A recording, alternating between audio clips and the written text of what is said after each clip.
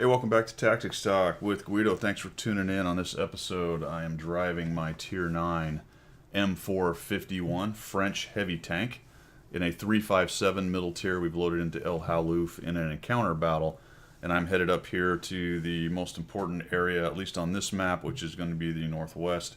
Win the brawl up there, and more than likely you're going to win the game. As it's encounter, the cap is right down there in a big hole near to the big important brawl area anyway, so if for some reason they try to pile on and cap it, which never happens on this particular map, at least you're nice and close and can take care of it. You know, a lot of times when I finish up with a game and I come out and I look at the results, I'm often struck by my positioning at the end of it based on what I thought was going on in the game and what I thought the rest of the team would get when we come out of it. So if this ends up being a pretty good game, and I come out going, all right, there's going to be a lot of guys with a lot of damage here. Let's see what happens.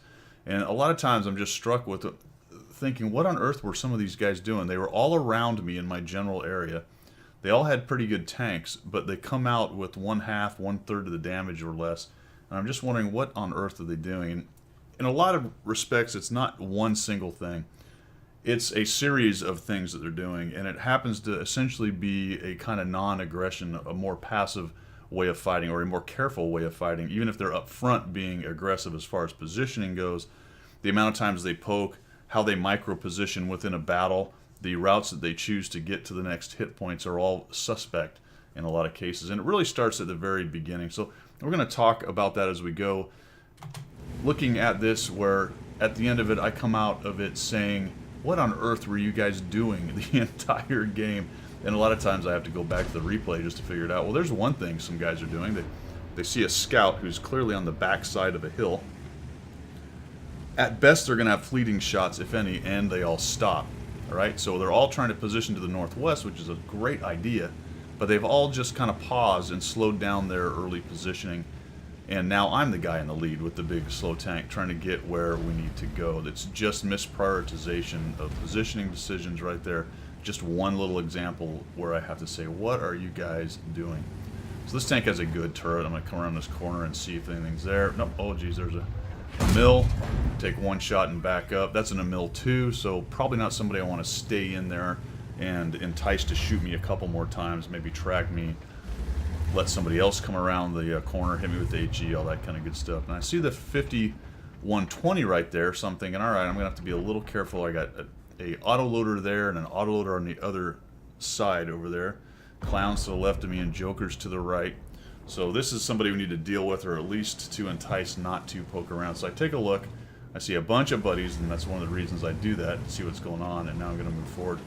All right, 103, no, try not to really get in there, all right? Put a shot on the mill, the 103. All right, good. So my buddies are helping, but look, this Indian Panzer, what's his plan? His plan is to just stare at the 5120. So I'm looking at this guy. I'm sort of staring at him as well. But there goes the Conqueror. So now I'm thinking, all right, we need to find a way to leverage that guy's positioning. And what I'm watching is that little hill to my left. Here comes a foolish E100, so we put a shot into him. Alright, Indian Panzer, now you can be worth your salt. Put another shot into that guy. Oh no, Conqueror, don't get tracked right in front of him. Move! Alright, there he goes. So the Conqueror gets him, and now we can move up a little bit. So now there's a couple guys up there on that corner, the Conqueror and the Pershing. So that's going to keep that 5120 honest. And that makes me feel like I can move across. And I was starting to say this before I talked about the 100. I'd been watching this hill right here, the opposite of where our T-57 and 105 are. And by the way, the 57 does some real good work on this game. That's great positioning for his tank right there. But this spot right here is just empty. There's an E-75 that was last seen down here, but I don't see two or three kind of mediums or lights up there, so I'm going to head right across here. And I'm going to actually take a right turn. And this is not a common thing to do on this map, because usually there's multiple guys sitting here, and they are just not there. Guess what? Their E-75 is down here probably trying to stare at this stupid M4190 GF of ours over here, so he's been distracted. There's a bunch of guys that are camping along the ridge right there. The other thing I know is we haven't really left a lot of guys back here. Initially there were quite a few. We got a 49 doing a scouting thing, a Scorpion, who knows what the hell he's doing. This bozo's taken himself out of the entire game. That's a tier 10 tank with one of the best guns that we have on our team, who is basically able to cover this, right? So he can take any little scout or whatever who's bouncing around on this ridge line. So that's super helpful to win this map. Let me tell you that right now. But the good news is not too many are doing dumb things, and you got the low camping. Most of us are over here, and the enemy team is having some of the same issues as far as guys going to bad spots. I'm taking all that in, and I'm turning and coming up this side, because what I want is I want more shooting lanes. I don't want to go stack up here with these guys and put 4 or 5 tanks that are all poking out and allowing themselves to get shot in the side, because the only way to do that in echelon is coming out 90 degrees and getting whacked. I want to come over here, and if I can, tuck up into here, and I want to get rid of that 5120 first with shots at the 6 o'clock. But before that, I got to see if I can get past these jokers. Let's see what we got going on here. It's in a mill. It's a JPZ. I got a good turret. Let's see if we can entice these guys to do something silly. There's a big shot in there. The mill. The mill's not really looking. Take a shot at the 252, and off I go. So when you make positioning moves like that, yes, there is going to be some danger. In some cases, yes, there's a little bit of luck involved, not getting hit or tracked, but I have now opened up this extra lane, and this is going to be very important for what our team does. Like bounce off the side, just bad gunnery. Uh-oh, here comes a 4502. He wants to get a shot on me. He's having a little bit of trouble with that rear-turreted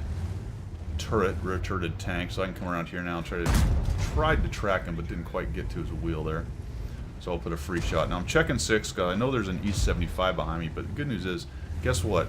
The T57 is moving up over here into the middle, and the 103 is going to come up as well and start helping me out.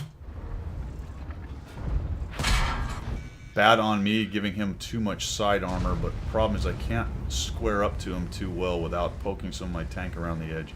I'm kind of checking 2 directions, and that's one of the dangers of dealing with a position like this.